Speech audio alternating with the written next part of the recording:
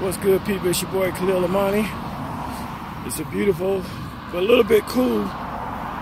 little cool Saturday morning in the Midwest. As you see, look, let me show you. That's the Rocky Mountains. It's beautiful. Don't tell me that Colorado and Denver ain't a beautiful place to live, because it is. Look at them. Look at them mountains tonight. Snow-capped mountains this morning. All right. I just want to talk to you and address a few things. First, I'll let you all know that I did my first live last night. It was pretty fun, interesting. And I went ahead and I said, you know what? Let me see what this whole monetized thing is about. So I went over to the page, clicked on a few buttons, and it told me that I was eligible to be monetized because I have over 1,000 subscribers. And I have over 4,000 hours of logged YouTube time being watched. 14,000 actually. So I went ahead and clicked the button. So if you start seeing commercials pop up my thing in the next month, I'm monetized. I'm getting monetized. Not that I need the money, but fuck it. Fuck it. I got a couple of videos that with over 50,000 views on before I was monetized. I got a video about me dyeing my beard 5 years ago. It's got like 60,000 views on it. If I had to monetize that thing, I would have got me a little bit of money. But that's okay. I ain't pressed. I got a job and a career. But anyway, I want to address a few things going on in YouTube world. Around the whole Hassan Campbell thing. First, I want to talk to Israel Doctrine. He asked a question about the FBI and when they're going to step in, when they're going to bring a RICO case. One thing I'll say, as you all know, I'm a former federal informant with about 7 years working with the Bureau. So I know a thing or two about how they operate. And I'll say this Hassan, African Bambaataa, where that boy at, this case is fresh and it's new. I remember when I first walked into the FBI office back in 1986 in Miami. I had so much information on the cult, Yahweh ben Yahweh. I thought that the day after I went in, they would raid them and bring Yahweh ben Yahweh down. That's how naive I was, you know. Well, I didn't think they'd do it the next day, but you know, you get my drift. I thought that very shortly they would come down on the Yahweh cult. 86 went by, 87 went by, 88 went by, 89 went by, 90 went by, 1991 damn near went by. In November of 1991, the Federal Bureau of Investigation, aka the FBI and ATF, finally raided the Yahweh group, seized their property, ran down on Yahweh ben Yahweh. He was in New Orleans at the time.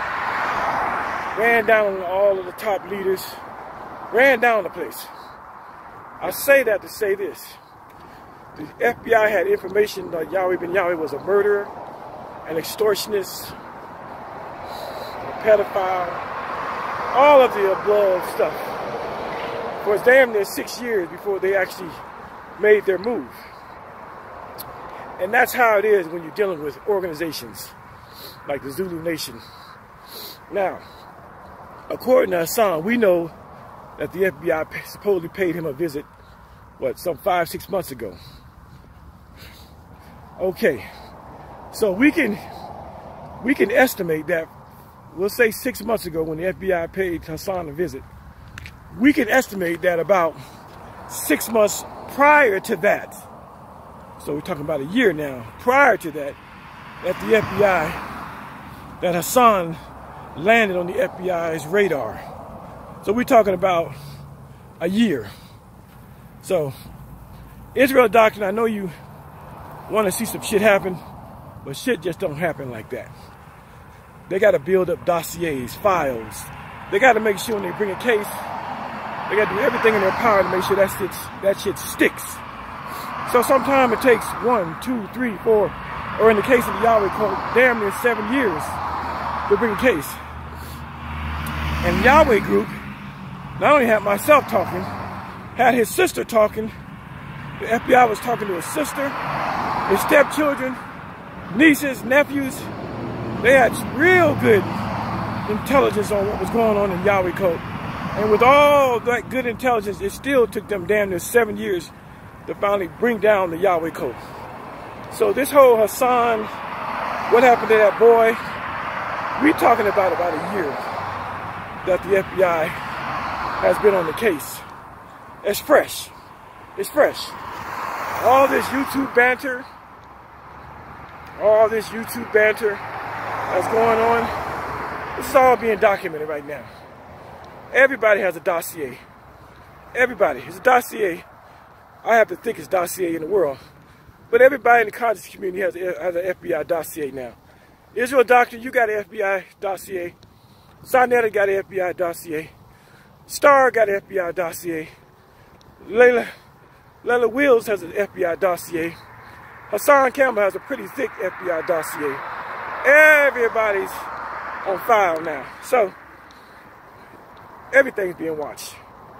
And so, things don't just happen when people think they should happen. I remember some of the people that were cooperating with Yahweh Ben Yahweh, excuse me, with the FBI against Yahweh Ben Yahweh. I remember some of them getting pissed off at the FBI that they wouldn't move. And some of them actually turned against the FBI after giving statements to the FBI. And what did the FBI do with those people once they finally raided the Yahwehs? They made some of those people hostile witnesses.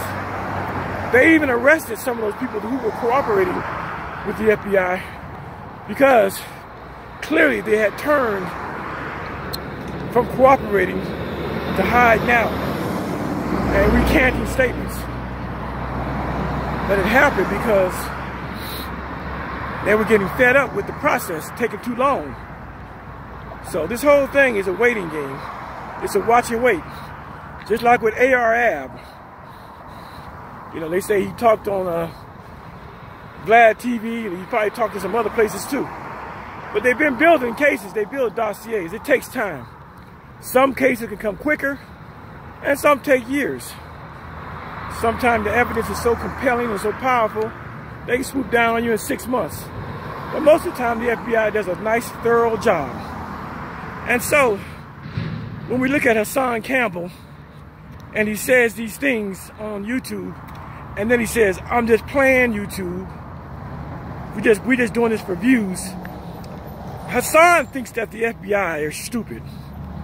Hassan doesn't understand that the FBI understands when you say certain things and then back up and say, I was just playing, I'm just doing this for YouTube views.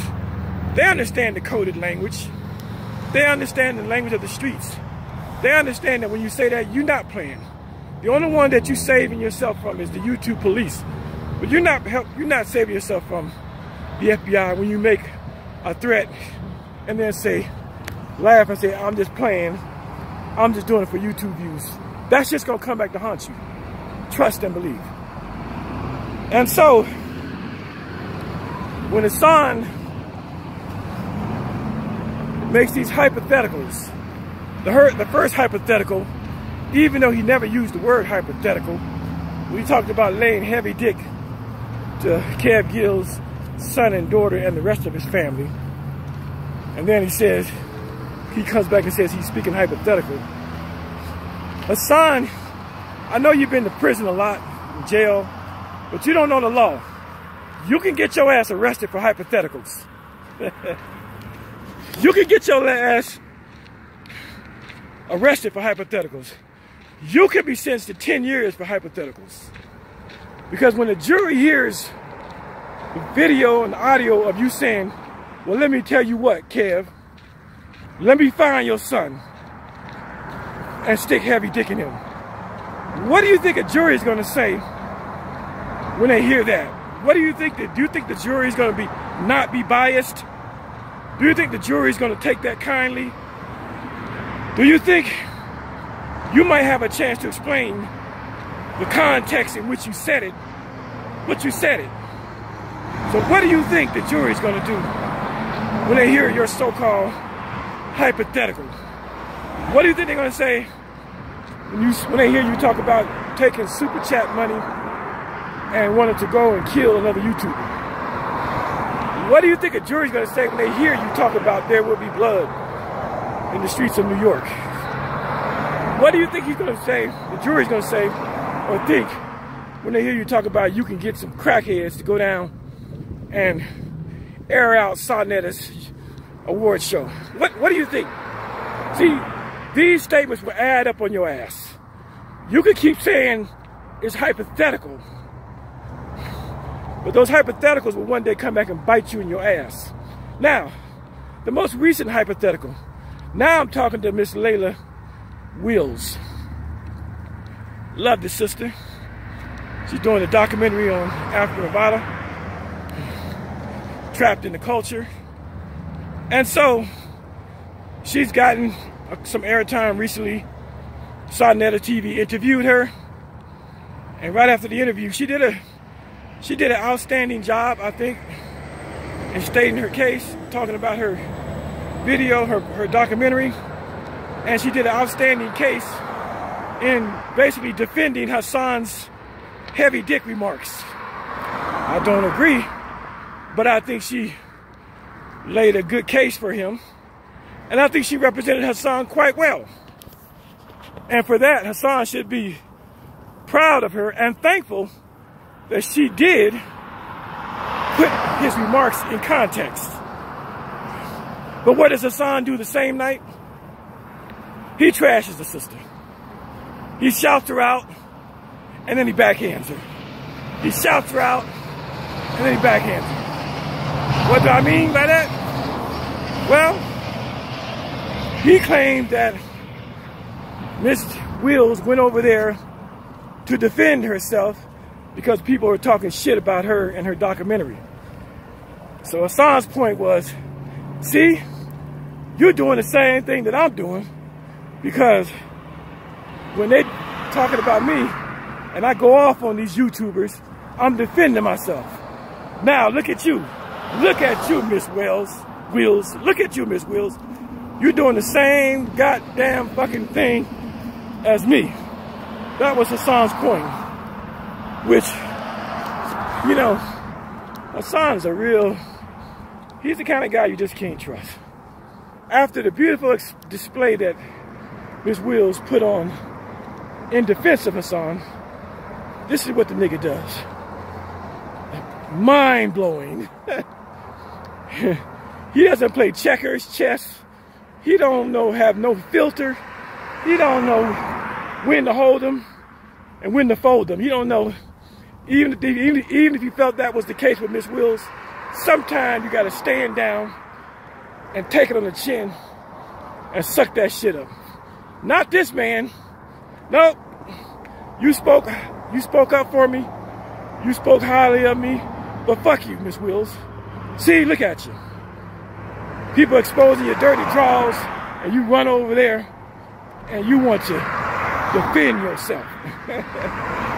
Wow. Quite amazing. Moving on. Miss Wills, you gotta watch this guy. I could care less about whose side you're on and all that stuff and whatnot.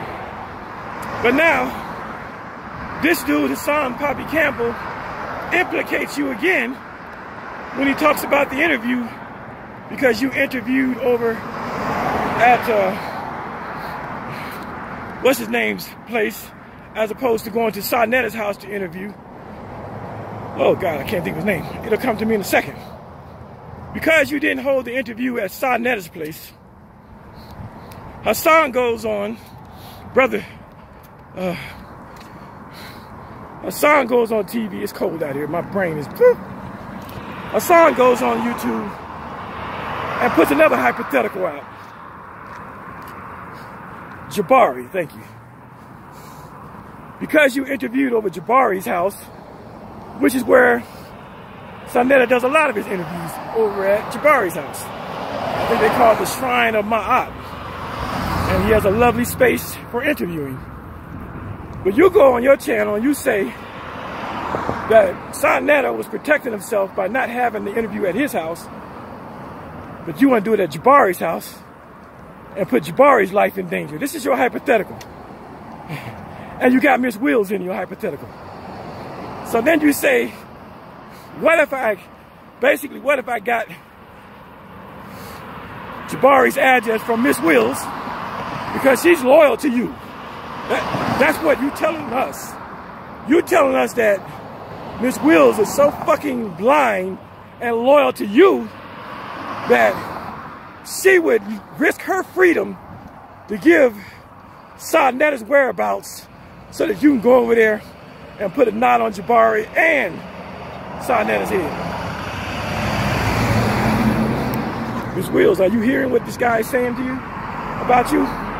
He's putting you in conspiracy. I mean, this shit is crazy. Like, sometime, let me get around these cars, excuse me. I mean, if, yeah, get your dog.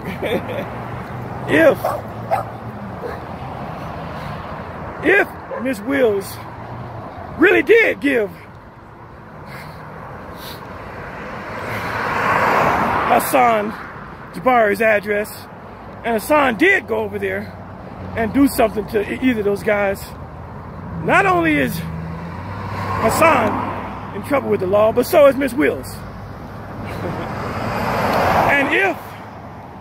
And since he has put this hypothetical out there, he says it's a hypothetical, but look at the devious mind to even think of some shit like that. If Brother Jabari should fall and bump his head one day in the near future and die, they're gonna look at Miss Wills. If Brother Sa'Neter should accidentally trip and fall into a manhole and crack his skull, or fall on the third rail of a New York City subway system, they're gonna look at Miss Wills, because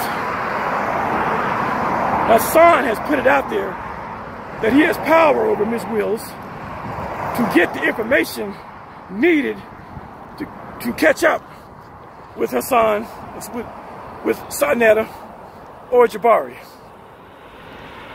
You gotta, like I said, I could care less about who likes who and who's running with who, but I'm just looking at it from the Midwest. The minute that motherfucker had put my name in a goddamn hypothetical, I'd have been on the phone with Miss Wills. Look at here, motherfucker. It ain't like that.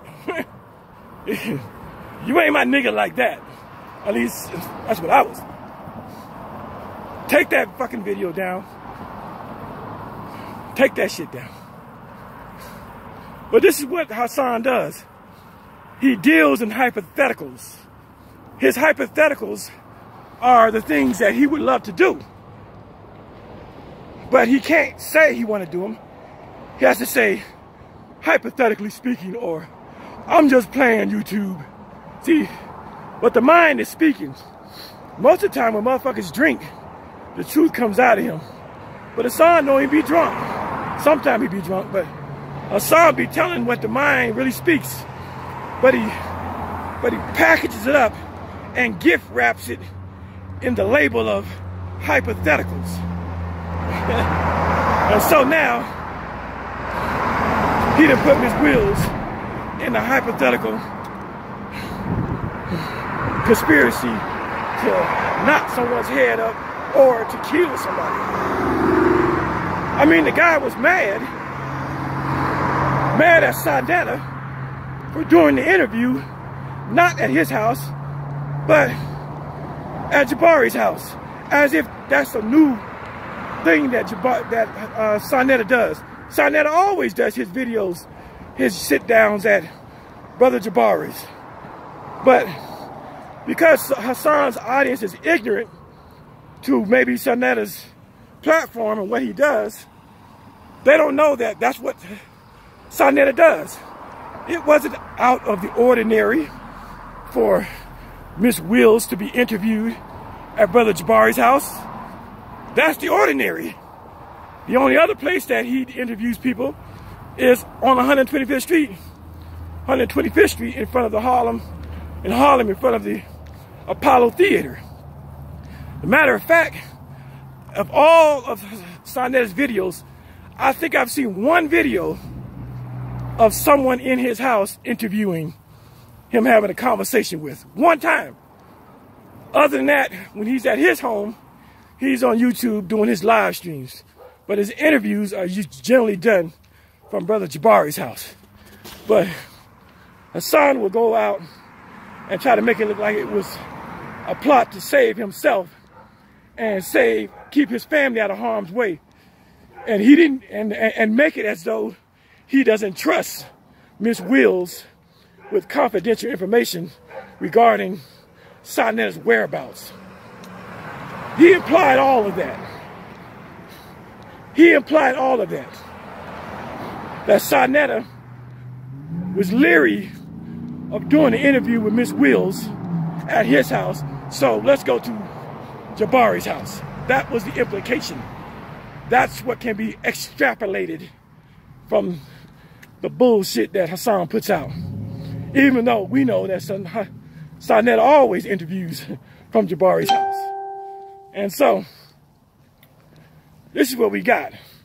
We got a man who befriends people, and if you become Hassan's friend on any level, business or whatever level, he will put you in his bullshit.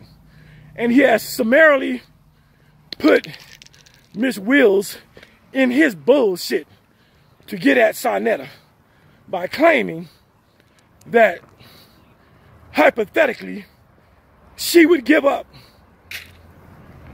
Sonetta's whereabouts if Hassan asked for him. Now, we have not heard, or at least I have not heard from Miss Wills regarding that, but it looks hella crazy that a YouTuber is claiming that hypothetically having the power to ask you for someone's information so that he can go do something to them. You ought to clear that shit up, because it's making you look hella crazy out here. Hella crazy out here. So, I don't know. I just thought I'd speak on it because it's just crazy. Like,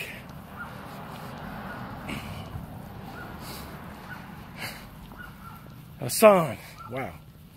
Woo. My God. So, don't worry, people.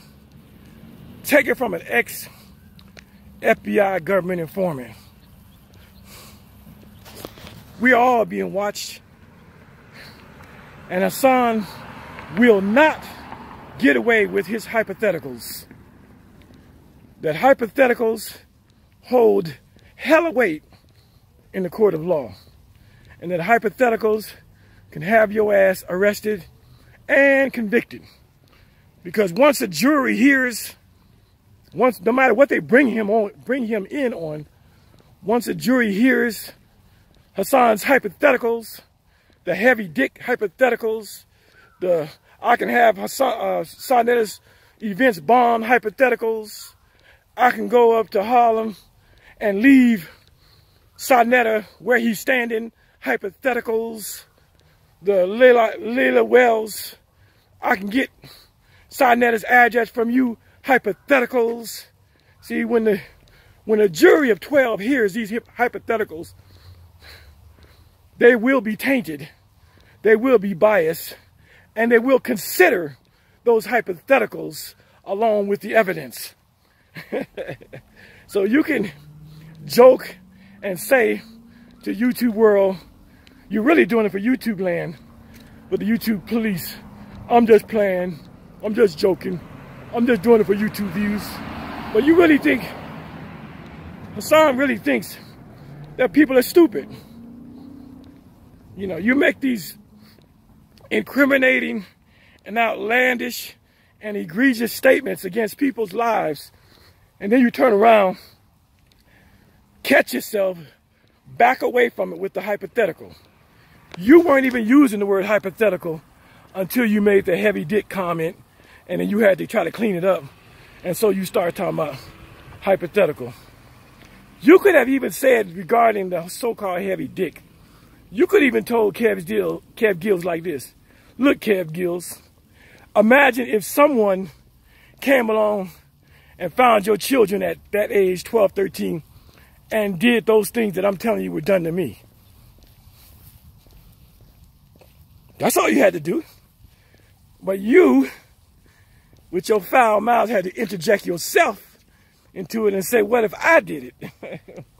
Now, in that statement also about laying heavy dick and Vaseline, in that statement, there's some telling information.